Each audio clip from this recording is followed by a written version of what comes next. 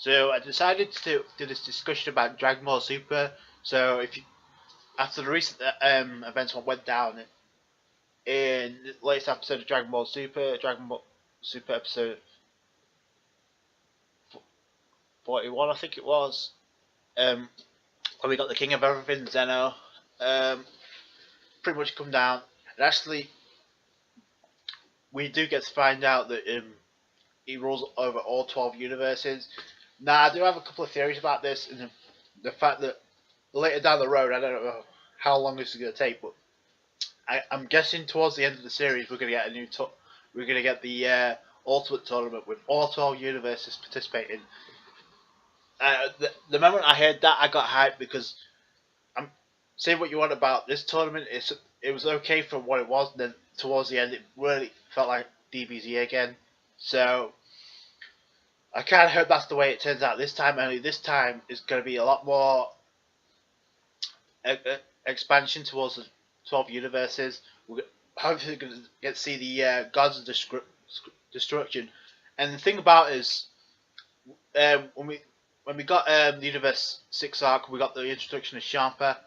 We know that Universe 6 and 7 are mirror images of each other's universe, because that's why they both got similar planets, they got similar races. Obviously, certain things are different, but the whole structure is pretty much the same. It's a mirror image. And then we get the other 10 universes as well on top of that. But then I do have a question. We know that Zeno rules over the 12 universes as well, but as Weiss has pointed out, there is a 13th universe that's combined with all 12 universes rolled into one. So I wonder if Zeno rules over that one too.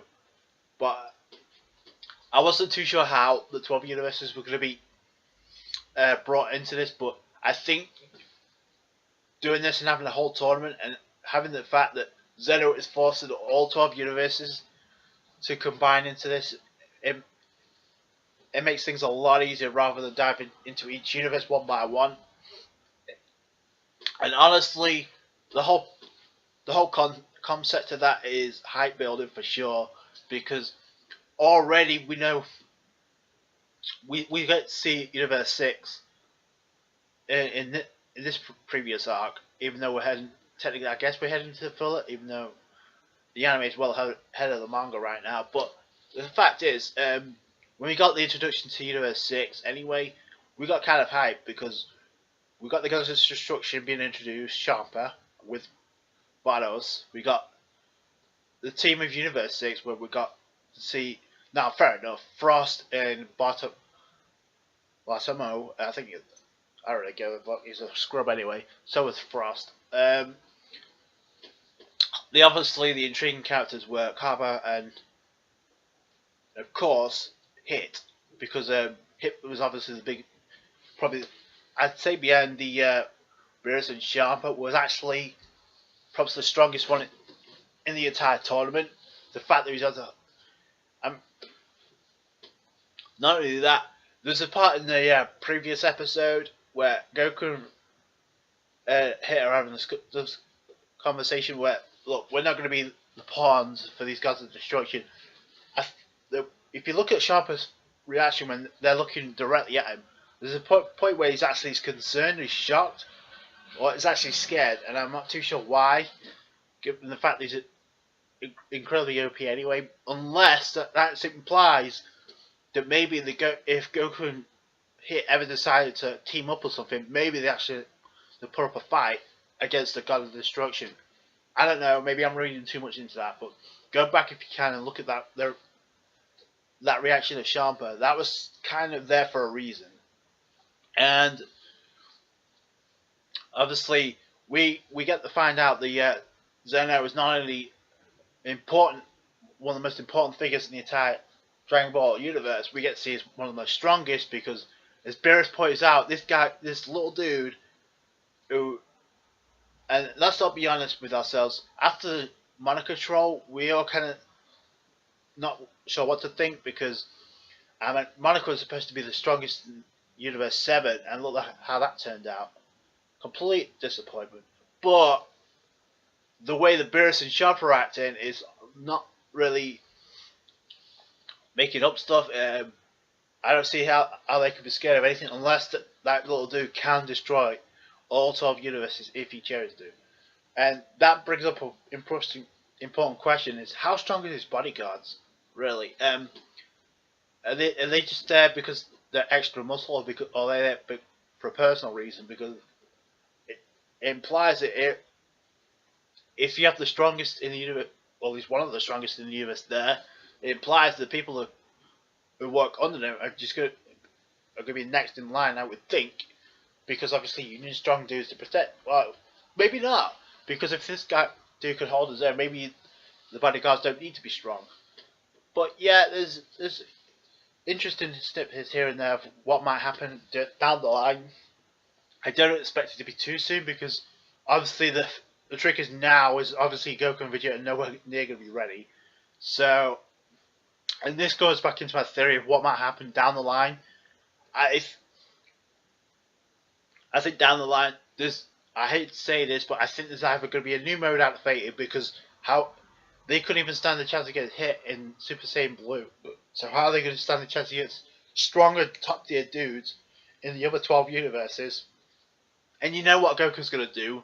He wanted to shake his hand, but deep down inside, there's going to be a point in time where Goku actually challenges Zeno, because this is how he was against Monica. Even though he's a troll, Goku didn't give a fuck. He wanted to fight Monica, and that would have been a complete annihilation of Monica, let's be honest. But then he had no problem with that. So Goku being Goku, he might decide to do something really crazy down the line, but I mean, this is not going to end at the tournament. This is going to end in probably chaos, and down the line, and given the fact that you have the Gods of Destruction there, oh boy, I get the feeling if there's not going to be a power up, I think for sure there's going to be a fusion, and for sure you have to bring Gohan back into play, because right now you can't have building another team. I'm sorry, he was a complete disappointment. Piccolo actually put in the work in, even though he got screwed over. Vegeta actually had a chance to shine, but he's completely outdone by Hit.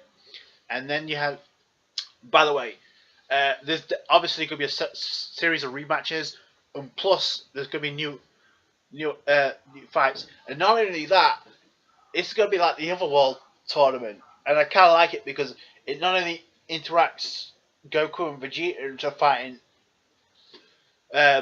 fighters from all 12 universes, the other fighters from the different universes get to fight each other as well. So that's going to be dope.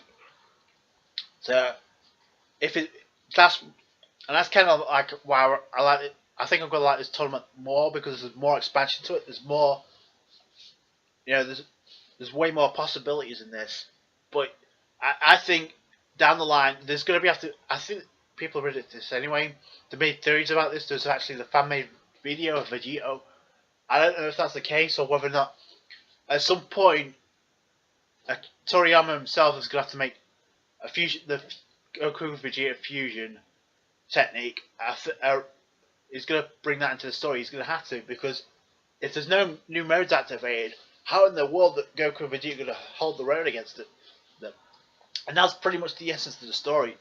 It's the growth of Goku and Vegeta, and maybe even the rest of the Z fighters as well. Because if that's the case, they're going to really need to buck up. And this goes back to how long will it be before this tournament is held? Will there be another time skip, perhaps? Because we know this takes place before the end of the 10-year time skip of Dragon Ball Z, before the end. So, before the final tournament, we know this takes place before. So, I don't know. Will there be another time skip? Because if so, that might be the only way. If a couple of years of training, and Goku and Vegeta already had 3 years in the hyperbolic time chamber.